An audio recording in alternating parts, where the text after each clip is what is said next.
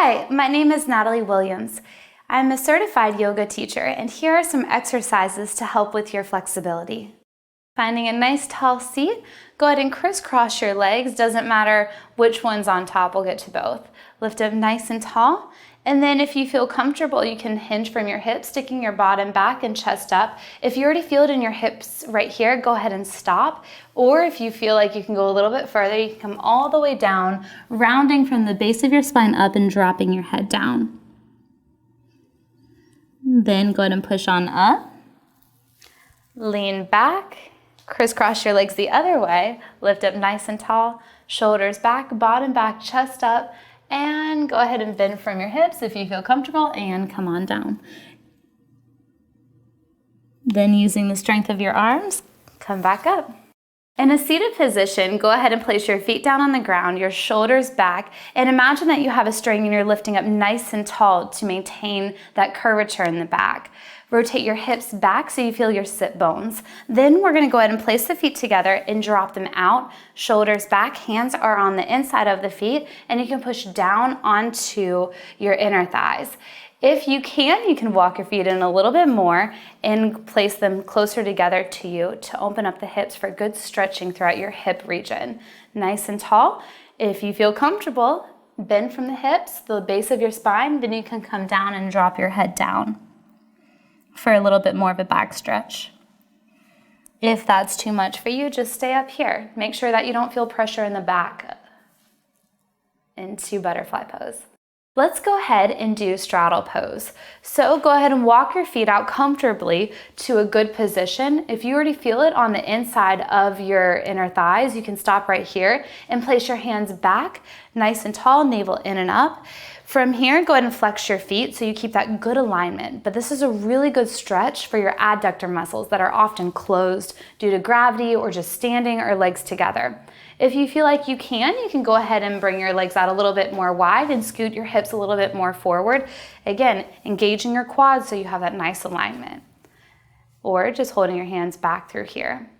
Then, whenever you're ready, you can go ahead and lean back, squeeze your core, use your arms to bring your legs back together, and where you started. Seated forward fold. Find a nice tall seat, shoulders back, navel in and up, and lift up nice and tall. From here, we're gonna flex the feet. That really already activates the hamstring stretch. If you feel comfortable, you can lean forward. If you're already feeling it, go ahead and stop, or you can go down a little bit more. If you're starting to feel any pressure in your back, go ahead and stay here and support your spine. If you feel comfortable, you can hinge from the hips and then go down just a little bit more. Then go ahead and round on up, using your arms for stability. Let's do eagle arm pose. Go ahead and place your left arm down about 90-degree angle and your hand facing inward. You can drop it just a little bit to go ahead and place your right arm next to it. Take this right arm, lift it a little bit higher, and cross it over, trying to place both elbows, stacking them on top of each other. From here, drop your right arm in front a little bit more and try to reach around and clasp. So this is a really good shoulder stretch. If you can, lift up the elbows and you get into a little bit more of a back stretch. Take a deep breath into the upper back region, opening it up. And exhaling, release, drop the elbows and unravel the arms, coming back out and switch sides. Moving into cow face pose, bring the right arm up nice and tall. Go ahead and bend from the elbow. Make sure that you're not pushing forward on the neck. You're nice and lifted tall. You can grab your left hand and try to pull that right arm in a little bit more.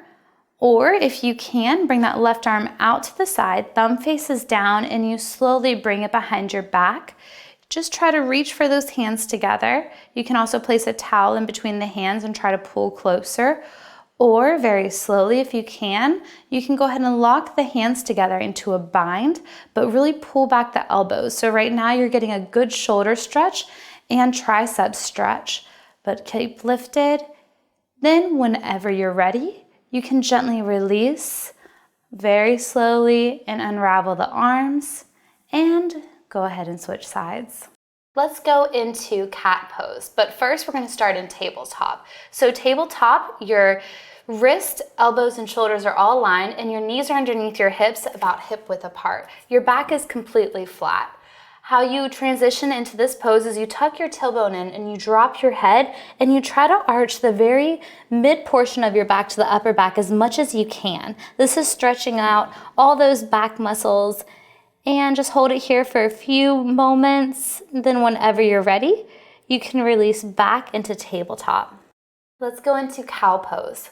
So before we start, let's find a tabletop position. Make sure you're gripping the ground so that you're relieving pressure off those wrists. Your elbows are facing towards the outside so that the inside is facing in. Your shoulders are nice in line with your wrists and elbows, and your knees are underneath your hips. For cow pose, you're gonna drop your belly, lift your heart, lift your chin and your chest and your bottom back. So you're really dipping that lower back and engaging the back muscles. So you're stretching out all of this region in the front of your body. Holding it here, pulling the shoulders back and relax as much as comfortable. And whenever you're ready, you can come back to a nice tabletop position. Let's do some cat and cow poses. So let's start in a tabletop position. Your hands, wrists, and elbows are all aligned. You're gripping the ground and your elbows are facing outwards so that you're activating your muscles and not utilizing your joints.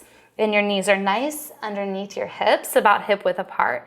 So from here, let's go ahead and drop into cow pose. So you're dropping that belly, you're lifting your heart, you're lifting your bottom and your chin. So you're stretching all of this region of the body while you're activating the back of your body to hold you up just like so. From here, you're gonna squeeze the core, tilt the tailbone in, drop the head, arch the back, and separate your shoulder blades all throughout this back region, and try to get your spine up as high as you can and really arch, dropping the head and really tucking that tailbone in. Then back and forth, here we go. If you want to incorporate breath work, you can. It just helps deepen the stretch. So inhale, open, shoulders back all the way to cow pose. Exhale, squeeze into cat pose. If you notice while I'm moving, I'm inhaling as I'm opening up my chest, which helps stretches out all throughout my upper portion of the body. And as I exhale, I activate my core and tuck the tailbone in and get a nice spinal stretch back and forth both ways. Then let's go ahead and find our tabletop. Moving into downward facing dog, you're gonna come up onto a plank. Make sure that you're squeezing and gripping the ground so that you activate the wrist. Your navel is in and up, and your feet are about hip width apart. From here, you shift the hips up, and your intention is to drop your back heels. Your back is nice and flat, or if you feel like you're too far, you can walk your feet closer in and bend your knees and sink a little bit more up into the hips. From here, you can also straighten them and just kind of play around, but this is a really good hamstring stretch and back release. So you can either go back a little bit further if you feel comfortable, and then we're gonna go ahead and find back to the plank. You can gently drop the knees and come on out.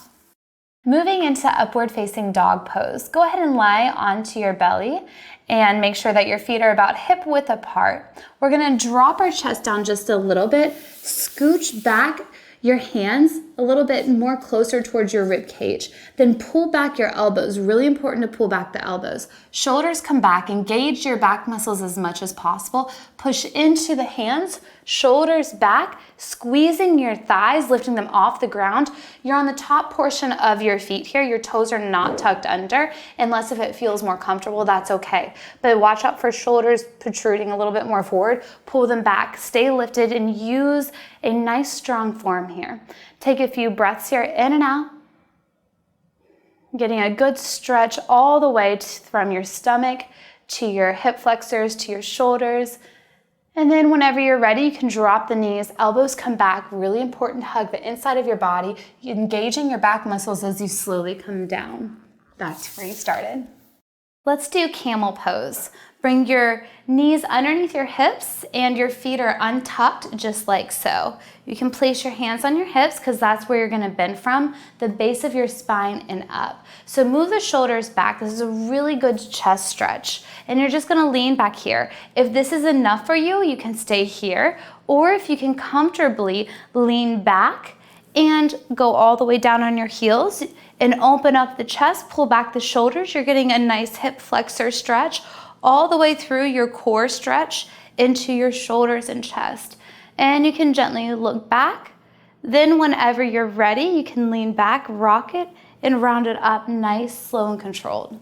Let's move into pigeon pose. Go ahead and find a nice tall seat, shoulders back. We're gonna go ahead and break it down, so you choose whatever level works best for you. Move onto that right hip using your hands, drop the right leg, and kick the back left leg in front. So the right knee is in front and the left knee is out to the side. You can sit up nice and tall and you can fall forward from here and hold it in. If you're already feeling that hip stretch, you can stay here.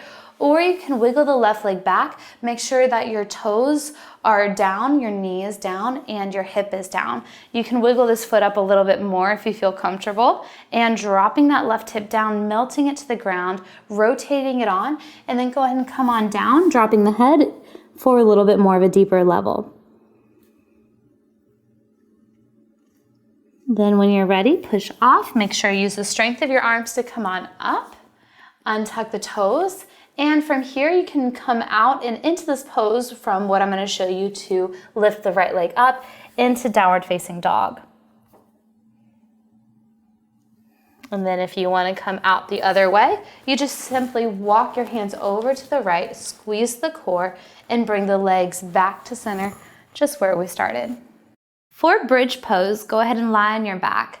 Make sure that you have a natural curvature on the lower portion of your back, and then your upper back is pressed into the ground, and then your chin is kept up so that you can keep that curvature in your neck. Placing your hands down, really making sure your back is pressed, the upper portion, into the ground. Your knees are directly on top of your heels, so make sure that your heels are not too far in or too far out. They're right stacked underneath. So what you're gonna do is you're gonna squeeze your core, pick up your hips off of the ground, and keeping them up. Again, making sure that your feet are about hip width apart here. If you need to move it around, you can. Watch out for your chin tucking in. You want it nice and lifted. And then you can also come in with your arms and clasp them and roll the shoulders out if you want more of a chest stretch. But this is a really good stretch for your hips right through here. And then whenever you're ready, go ahead and slowly lower the hips down and roll out the arms if they're rolled in, and come back to where we started. Moving into a hamstring stretch, go ahead and bend your left leg and then bring your right knee into your chest. You can hold it here, but whenever you're ready, sweep your hands underneath the thigh, kicking your leg up to the sky. Then go ahead and curl the toes towards your nose. You'll really feel the activation of the stretch in your hamstring once you curl the toes. Holding it here for a few moments, you can even kick it a little bit more forward. And then go ahead and lower it down, bend the right knee, and switch legs. Let's move into a figure 4 hip stretch. So your knees are bent and your knees are on top of your heels. You have a lower curvature of your back, and your upper portion of your back is pushed into the ground. Moving forward, we're going to tilt and rotate the hips in as you bring the right knee into your chest and stack it on top of your left leg. Keep the foot flexed, and you can either stay here and push into that right inner thigh to get a nice hip stretch going on, or if you feel comfortable, squeeze your core and pick up the left leg, hooking your hands underneath that left thigh and holding it here. A few breaths here, a little bit relaxation going. And then unleash the hands, gently lower the left foot down to the ground and switch legs. We're gonna go ahead and do a lower lumbar spinal twist stretch. Squeeze your core, bring that right knee into your chest and kick the right foot up to the sky. Curl the toes towards your nose to get a nice hamstring stretch right here. You can bend the knee as we bring it across the left side of your body and bring the right arm out to the right side. Keeping a bend here and holding it if you wish, or if you can extend it and lower it all the way down, go for it. From here, if you want an IT band stretch, you roll that right ankle down towards the ground and you'll feel a little bit more of a stretch on the outside. Holding it here for a few moments, and you'll feel it in the lower back, maybe your hip, or wherever you're the most tight in. Then whenever you're ready, squeeze the core, bend your right knee. You can use assistance with your hands to bring it back to the middle portion. And then if you want to, you can go ahead and switch sides. Go ahead and place your feet a little bit more than hip width apart. If you can, clasp your hands behind you, or you can grab onto a towel. So shoulders back, roll back the shoulders, take a deep inhale here. Hinge from your hips, nice and slow, stopping whenever it feels just right. You can also bend your knees if you want to. We're getting a hamstring stretch, but we're also getting into a back release stretch and shoulder stretch as we drop the arms up and over. Try to relax the neck and just kind of hang out here for a few moments.